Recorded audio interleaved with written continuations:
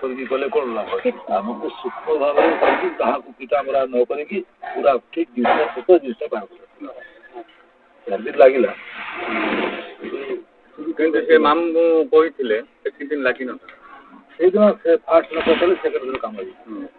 4 ଦିନ ଭିତରେ ପଡ଼ିକି ନଥିଲା। ଆପଣ ବି କଷ୍ଟ ପାଇଥିଲେ ଆମ ଦରମା ପାଉଛୁ ଭାଇ ଏଠି ସେଇଟା କଥାଟା ହେଇଗଲା।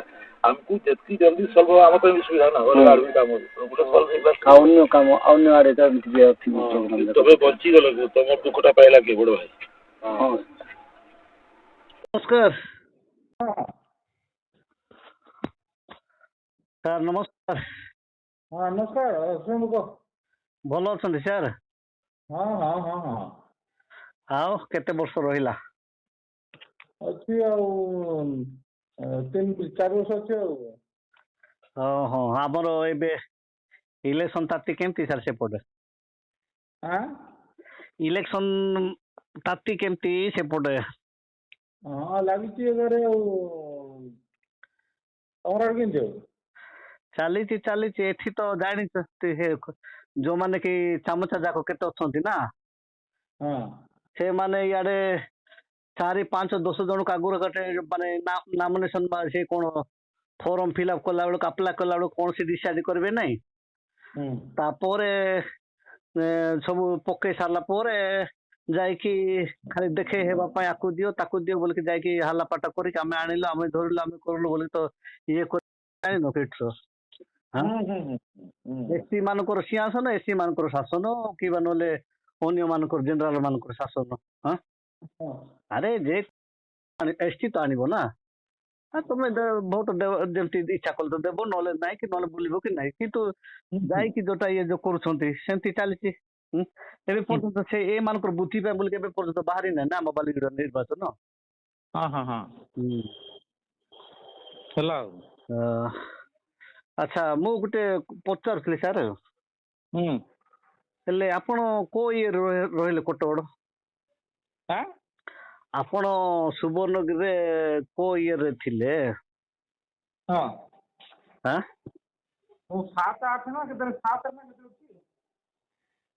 7-8 ଥିଲେ, ତାପରେ କୋଟଗଡ଼ ଆସିଲେ ନାଇଁ କି? ହଁ। ହ୍ୟାଲୋ। ନାଇଁ ଆଚ୍ଛା ଇଏ ମହାଦେବକୁ ଜାଣିଥିବେ କୋଟଗଡ଼? ମହାଦେବ ବୋଲି ଆସିକି ନାଇଁ କି କଲୋନ ସାଇଜ ଇଏ ରହୁଛି ସେ। ସେ ତାର କଣ ମାନେ ଜାଣିଛନ୍ତି? ମହାଦେବ ହଁ କଣ ହେଇଛି? ସେ ପରା ମତେ କାଲି କମ ଇଏ କଲା ନାଇଁ। ହେଲେ ଲୋକ ଆପଣ ମାନେ ତ ଜାଣିଛନ୍ତି ମୁଁ କିଏ କେମିତି କଣ ବୋଲି ଭଲରେ ଜାଣିଛନ୍ତି ସମସ୍ତେ। ତାର କ୍ୟାରେକ୍ଟର ମୋର କ୍ୟାରେକ୍ଟର ଭିତରେ ଆପଣ କଣ ଇଏ ଜାଣିଛନ୍ତି?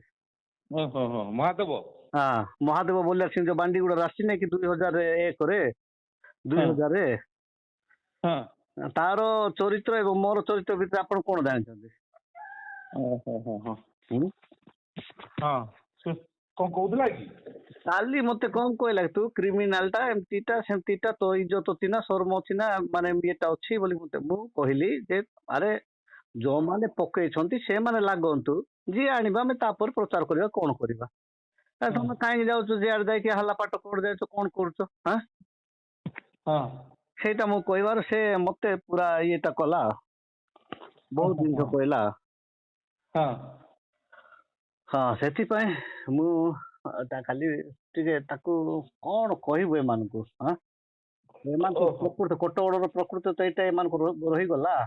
ବେଙ୍ଗ ମାନେ ଯେମିତି ପୁରା ଭିତରେ ଥିବେ, ନୂଆ ବର୍ଷା ପଡିଲା ବୋଲି କହିଲେ ଯିଏ ଯାର ବାଟକୁ ଥିବେ ବାହାରି ପଡିକି ଇଏ କରିବେ। ମହାଦେବ କଣ ଆଜି ପର୍ଯ୍ୟନ୍ତ କୋଉ ମାନେ ଲୋକଙ୍କର ଉପକାର କରିଥିବାଟା ଆପଣ ଜାଣିଛନ୍ତି? ସୁଶାନ୍ତ ଯେତିକି କାମ କରୁଛି ତା ତୁଳନା ଏମାନେ କଣ କରୁଛନ୍ତି ଆଜ୍ଞା? କିଛି ନାହିଁ। ଆରେ ସୁଶାନ୍ତ କଣ କରିନା କୁହନ୍ତୁ? ଏବେ ସୁବର୍ଣ୍ଣଗିରି ଅନାଥ ଆଶ୍ରମ କଲି, ସେଠି ଦେଇଥିଲେ ମତେ 30ଟା ପିଲାକୁ ରଖିବା ପାଇଁ ପଇସା ଦଉଥିଲେ, ମୁଁ 35ଟା ପିଲା ରଖିକି କଲି। ସେଠୁ କେତେଟା ମାଷ୍ଟର ବାହାରିଲେ, ବାଣ୍ଡିଗୁଡାର ବୁର୍ସା ବାହାରିଲା, ଏଠି ମାନେ ପ୍ରାୟଗୁଡାର ସନ୍ତୋଷ ବାହାରିଲା, ତାପରେ ପ୍ରାୟ ଲୋକମାନେ ଉପକୃତ ହେଲେ, ମାନେ ମଞ୍ଜି ବାହାରିଲେ। ଏବେ ଯୋଉଟା କି ଆମର ସମ୍ମିଳନୀ ଗଠନ କରାହେଲା ସେଠି 10ଟା ପାଷ୍ଟର ରଖା ହେଲା। ସେମାନେ ଏବେ ମାନେ ତାଙ୍କ 10ଟା ପରିବାର ବଞ୍ଚିଲା। ଯୋଉମାନେ କି ଭାଙ୍ଗିଲା ସାଇକେଲ ଥିଲା କି ନାହିଁ ସେମାନେ ଏବେ ଗାଡି ଗୁଡାରେ ବୁଲୁଛନ୍ତି। ହେଲେ ଏମିତି ପରିସ୍ଥିତି ହେଲା ବୋଲିକି ମୁଁ ଏବେ ମାନେ ମାନେ ବାହାରେ ରହିଲି କି କଣ କଲି। କିନ୍ତୁ ମାନେ ଏବେ କଣ୍ଟ୍ରାକ୍ଟିଂ କାମ ବି ଆପଣ ତ ଶୁଣିଥିବେ ସୁଶାନ୍ତର କାମ କେମିତି ବୋଲି ବାଣ୍ଡିଗୁଡା ତ ଆପଣ ଶୁଣିଥିବେ ନା। ମୁଁ ତ କଣ୍ଟ୍ରାକ୍ଟିଂ କାମ କରୁଥିଲି। କେମିତି ତାର କାମ କେମିତି ଲୋକମାନଙ୍କୁ ପଇସା ପେମେଣ୍ଟ କେମିତି କଣ ଆପଣ ମାନଙ୍କ ଉପରେ ତ ସବୁ ଖବର ଆସୁଥିଲା ନା। ଆଉ ଏଇଟା ଯୋଉ ସମସ୍ୟା ହେଲା ବେଳକୁ ଆପଣ ମୁଁ ମାନେ ଯୋଉଟା ମତେ ସ୍ପିରିଟ ଗୋଟେ ଗାଇଡ କଲା ଯେ ମାନେ ଅଧିକ ଯଦି କଥା କହିଲେ ସେ ତାର ମା ଅଲଗା ଆଉ ଆର ମା ଅଲଗା ସେଥିପାଇଁ ତାଙ୍କର ଜମି ଜମା କେସ୍ ଥିଲା ବୋଲିକି ଆମେ ତାର ଇଏ ଯେମିତିକି ଗୌରନାଥକୁ ବିଜୟକୁ ଆଉ ଏମାନଙ୍କୁ ଯେମିତି ସ୍ୱାମୀଜୀ କେସ୍ ରଖା ହେଲା ସେମିତି ସିଷ୍ଟମ କରିବା ବୋଲିକି ଭିତରେ ପ୍ଲାନ୍ ହଉଛି ବୋଲି ମତେ ସ୍ପିରିଟ ଗୋଟେ ଗାଇଡ କଲା ବୋଲିକି ମୁଁ ସେ ଏରିଆରେ ଛାଡିକି ଆସିଲି। ନହେଲେ ମୁଁ ବି ଏଇଟା କରେ ମୁଁ ସେଥିପାଇଁ ବୋଲିକି ଯେତେବେଳେ ଆପଣ ମତେ ପଚାରିଲେ ମୁଁ ଜାଣିନଥିଲି ସୁଶାନ୍ତ ଆଉ ଆପଣ ତମର ମା ଅଲଗା ତାଙ୍କର ମା ବୋଲି ମୁଁ ଜାଣିନଥିଲି ଯେତେବେଳେ ଆପଣ କହିଲେ ତାପରେ ପରେ ମୁଁ ସେ ଆମ୍ବ ଗଛ ପାଖରେ ଠିଆ ହେଇଛି। ମୁଁ ମତେ ଆର୍ସିନାଲ ଏସପି ମତେ ସହିତ କଥା ହଉଛୁ ସେତେବେଳକୁ ମାନେ ଗୋଟେ ସ୍ପିରିଟ ମତେ ଆସିଲା ଆତ୍ମା ଗୋଟେ ଆସିଲା। ତାପରେ ସେ ଆତ୍ମାଟା ମତେ ଏମିତି କଲା ଯେ ମାନେ ଏ ମାନେ କଣ କଥା ହଉଛନ୍ତି ସବୁ ରେକର୍ଡିଂ କରେ ବୋଲି। ସେଥିପାଇଁ ବୋଲିକି ରେକର୍ଡିଂ କଲି ମାନେ ସେ ଆମର ଆର୍ସିନାଲ ଏସପି କହିଲେ ତମେ ବଞ୍ଚିଗଲ ତମ ବଦଳ ତମ ଭାଇକୁ ମାରି ଦିଆଗଲା ବୋଲିକି ସେ ମାନେ ଭାଉଜଙ୍କ ସାମ୍ନାରେ କହିଲା ସବୁ କଲା। ତାପରେ ଏମିତି କି ସବୁ ଜିନିଷ ଜାଣିଲି। ତାପରେ ଲାଷ୍ଟକୁ ମୁଁ ଭାବିଲି ଯେ ଯଦି ମୁଁ କିଛି ସ୍ୱର ଉତ୍ତୋଳନ କରିବି ବୋଲି କହିଲେ ନାଇଁ ଆଉ ଗୋଟେ ଲାଇନ ଲେଖିଦେଲେ ତ ମୁଁ ଭିତରକୁ ଯିବି ନା ଯେହେତୁ ଆମ ମା ଅଲଗା ତା ଭାଇଙ୍କର ମା ଅଲଗା। ସେଠି ନାଇଁ ତାଙ୍କର ମାନେ ଭିତ୍ରିଆ ମାନେ ମାନେ ଏମିତି ତାଙ୍କ ଭାଇ ଭିତରେ କନ୍ଦଳ ଥିଲା ଆଉ ଜମି ଜୁମା ବିଷୟ କି କଣ ବୋଲି ଯଦି ଟିକେ ଗୋଟେ ଗାଁର ମାନେ କରିଦେଲେ ମୁଁ ବି ଭିତରକୁ ଯିବି। ଏଇ ସମସ୍ତ ବିଷୟ ଦେଖିକି ମୁଁ ଲାଷ୍ଟକୁ ଆମ ସାଲଗା ଭାଇ ନା ଯିଏକି ମାନେ ଆମର ଉପବାଚସ୍ପତି ସେ ଏବେ ଅଛନ୍ତି ସେ ତାଙ୍କ ପାଖକୁ ଗଲି ସେ ଦାରିଙ୍ଗବାଡି ବୋଲି ପଚାରିଲି ମୁଁ ଭାଇନା ବୋଲି କହିଲେ ସେ କହିଲେ ସୁଶାନ୍ତ ଏ ସମସ୍ତଙ୍କର ହାତ ଏଇଠି ଅଛି। ସମସ୍ତଙ୍କର ହାତ ଅଛି ସମସ୍ତେ ଜାଣି ଶୁଣି କରାହେଇଛି। ଯେହେତୁ 10ଟାରେ କିଏ ଶୋଉଛି କି ଆଜ୍ଞା 10ଟାରୁ 11ଟା ଭିତରେ ହେଲା ବୋଲି କହୁଛନ୍ତି 10ଟାରୁ 11ଟା ଭିତରେ କିଏ ଶୋଉଛି କି?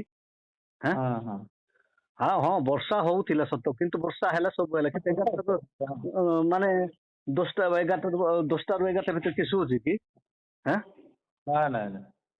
ଏବେ ଆପଣ ଯୋଉ ମହାଜନକୁ କହିଲେ ଯୋଉଟା ଯେ ନାଇଁ କାର୍ତ୍ତିକ ହୋଟେଲରୁ ମାନେ ରୁଟି ଯାଇଥିଲା ଭଜା ମାଛ ଯାଇଥିଲା ବୋଲିକି କିନ୍ତୁ ସେଟା ଯିଏ ନେଲା ତ ସେ ତ ସେତେବେଳକୁ ଆପଣ ପ୍ରେଜେଣ୍ଟ ଥିବେ ବୋଲିକି ଜାଣିଲେ ନା ନହେଲେ କେମିତି ଜାଣିବେ ଆପଣ ଯେ ଏଇଟା ଶ୍ୟାମ ଖାଇବ ଏଇଟା ବୋଲିକି ନୁହେଁ କି ନାଇଁ।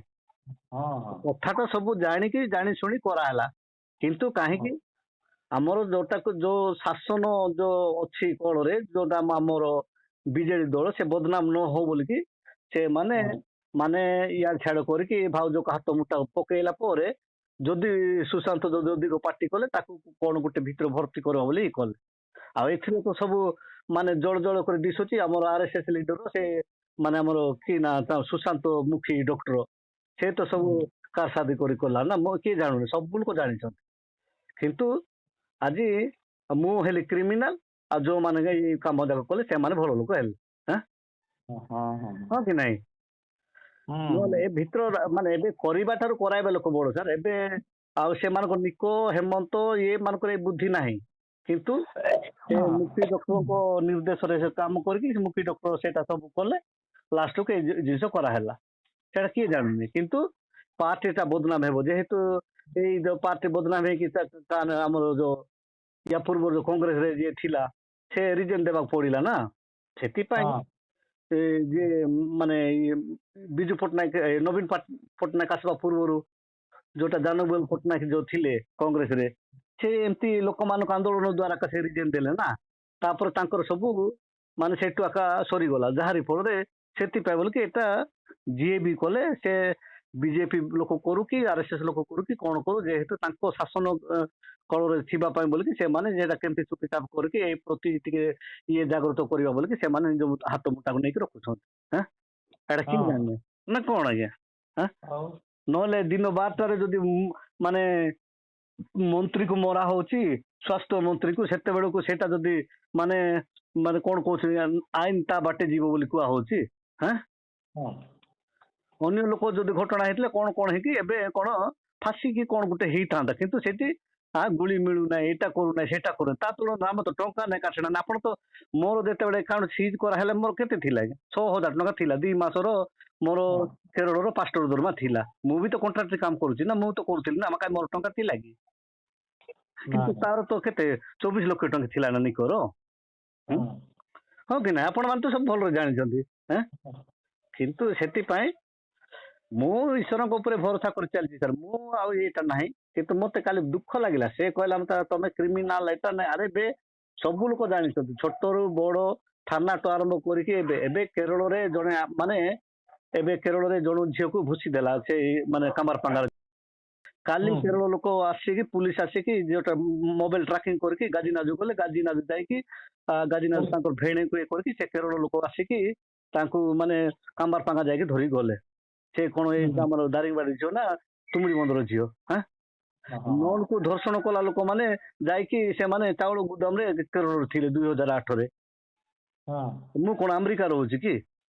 ନା କିଏ ଜାଣିନାହାନ୍ତି ସୁଶାନ୍ତ ଇଏ କରା ମାନେ ଏଇଠି ପାଖରେ ଅଛି ବୋଲିକି। ଯଦି ମୁଁ ସେମିତି ଯଦି ଲୋକଙ୍କର କ୍ଷତିକାରକ କରୁଥିବି କି ନହେଲେ କଣ ଗୋଟେ କରିଥିବି କି ଏଡେ ବଡ କ୍ରିମିନାଲ ବୋଲି, ଆରେ ମୁଁ ପ୍ରଥମେ କଣ ମତେ ସୁରକ୍ଷା ଦେବା ପାଇଁ ମୁଁ ସେ ଭୋଲାନାଥ ନାୟକ ଥିଲା ବେଳକୁ ମୁଁ ଲେଖିଲି ମତେ ସାର୍ ମତେ ମାନେ ଇଏ ମାନେ କଣ କେସ୍ କିଏ କଲା ପ୍ରଥମେ ଆଜ୍ଞା? ମୁଁ କରିଛି।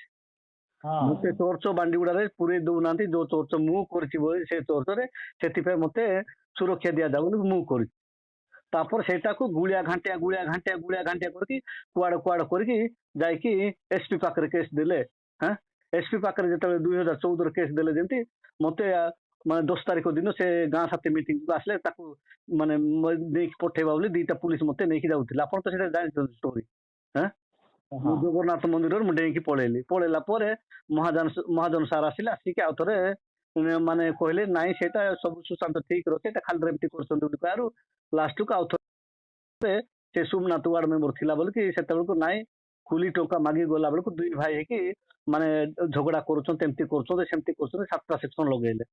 7ଟା ସେକ୍ସନ ଲଗେଇଲା ପରେ ସେଇଟା ମୁଁ ହାଇକୋର୍ଟରୁ ବେଲ୍ ଆଣିକି ସରେଣ୍ଡର ହେଲି। ସେଇଟା ବି କିଛି ନାହିଁ, ଭାଇ ରହୁଛି ବାଣ୍ଡିଗୁଡାରେ, ମୁଁ ରହୁଛି ସୁବର୍ଣ୍ଣପୁର, ଏଇଟା ତଦନ୍ତ ନାହିଁ, କିଛି ନାହିଁ ସେଇଟା ଏଇଟା କଲେ। ଏମିତି କରିକି କିଏ ମତେ ଯେତିକି ହଇରାଣ କରାହେଇଛି କୌଣସି ଲୋକ ତ ଏତିକି କରାହେଇନି। ଆପଣ ତ ଅଙ୍ଗେଲି ବି ହେଇଛନ୍ତି, ପ୍ରେସିଡେଣ୍ଟ ଆପଣ ଫିଲ୍ଡରେ ଥିଲେ। ହେଲେ ସେଇଟା କିଏ ଜାଣିନି। ଏବେ ସିନା ନୂଆ ସାର୍ ମାନେ ଆସୁଛନ୍ତି କି କଣ କରୁଛନ୍ତି, କିନ୍ତୁ ଏଇ ଲୋକାଲ ଲୋକ ବି ଜାଣି ଶୁଣି ଯଦି ଏମିତି করে ଆପଣ କେମିତି ଲାଗିବ? ଆପଣ ବାହାରେ ଆପଣ ଜାଣୁଛନ୍ତି, କିନ୍ତୁ ଏଇ ମାନେ ଯୋଉ ଭିତରିଆ ମାନେ ଯିଏକି ଗାଁ ଲୋକମାନେ ବି କହୁଛନ୍ତି ଯେ ତମେ ଏମିତି କ୍ରିମିନାଲ। ଆରେ କ୍ରିମିନାଲ ମାନଙ୍କୁ ତ ଏବେ କେମିତି କିଆ ଲୋକ କେମିତି କଣ ଏବେ ଯଦି ଗଭର୍ଣ୍ଣମେଣ୍ଟ ଚାହିଁଲେ ଆଜ୍ଞା, ଯୋଉମାନେ ନକ୍ସଲରେ କାମ କରୁଛନ୍ତି ସେମାନଙ୍କୁ ଚାହିଁଲେ ଦୂରବୀକ୍ଷଣ ଯନ୍ତ୍ର କି ନହେଲେ କଣ ଗୋଟେ ଯୋଉ ଜାଗାରେ ଅଛନ୍ତି ସେଠି ବୋମା ପକେଇକି ସବୁ ସ୍ମାସ କରିଦିଅନ୍ତି। କିନ୍ତୁ ସେମାନେ ଯେତେବେଳେ ନିଜର ସରାଣ୍ଡର ହେଲେ ସେମାନଙ୍କୁ କାହିଁକି ଜବ୍ ଦେଇକି କିମ୍ବା ନହେଲେ କଣ ବାହା କରିକି ରଖୁଛନ୍ତି କାହିଁକି? ଏଇଟା ଗୋଟେ ମାନେ ଗଭର୍ଣ୍ଣମେଣ୍ଟର ମାନେ କେତେଟି ନିୟମ ଅଛି, ନିୟମ ଅନୁସାରେ ସେମାନେ ଅଛନ୍ତି କି କଣ କରୁଛନ୍ତି, ସେଥିପାଇଁ ଗଭର୍ଣ୍ଣମେଣ୍ଟ ସେମାନଙ୍କୁ ଇଏ ଅର୍ଡର ଦଉନି ସବୁ ମାନେ ଶେଷ କରିବା ପାଇଁ। ବରଂ ସାମ୍ନା ସାମ୍ନି ଯୁଦ୍ଧ କଲାବେଳେ ତ ଯୁଦ୍ଧରେ ଯିଏ ମାନେ ନିହତ ହେବ କି ଆହତ ହେବ ସେଟା ପର ପୃଷ୍ଠା ବୋଲି ରଖିଛନ୍ତି। ନହେଲେ କଣ ଗଭର୍ଣ୍ଣମେଣ୍ଟ ଚାହିଁଲେ କଣ କରିପାରିବ ନାହିଁ, ସବୁ ଜିନିଷ କରିପାରିଥାନ୍ତା, ହଁ କି ନାହିଁ? ସେଇଟା ଗୋଟେ ଆଇନ ଅଛି ନା, ସେ ଆଇନ ଅନୁସାରେ ଯିବା କଥା। ସେଥିପାଇଁ ମୁଁ ତ ଇଏ ଲାଗିଲା, ମୁଁ କହିଲି ସାର୍ ଟିକେ କଥା ହେବି, ମୋର ମନର କଥା ଟିକେ କହିବି, ଯେହେତୁ ସେ ବି ଆପଣ ବି ଗୋଟେ ଧର୍ମ ନେଇଛନ୍ତି ଦୀକ୍ଷା।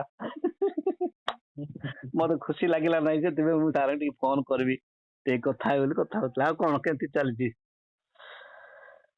ହେଲେ ଆପଣ 4 ବର୍ଷ ପରେ ଆଉ ଥରେ ଅବସର ନେବେ ଆଉ। ଆପଣଙ୍କ ବ୍ୟସ୍ତରେ ବୋଧେ ଅଛନ୍ତି? ହଁ ଲେଖା ଚାଲିଛି ତ। ହଁ ଆଜ୍ଞା, ହଁ ରହୁଛି ନହେଲେ। ହଁ ନମସ୍କାର। ଚାଲିଛି ଟିକେ। ହଁ ନମସ୍କାର ସାର୍। ନମସ୍କାର।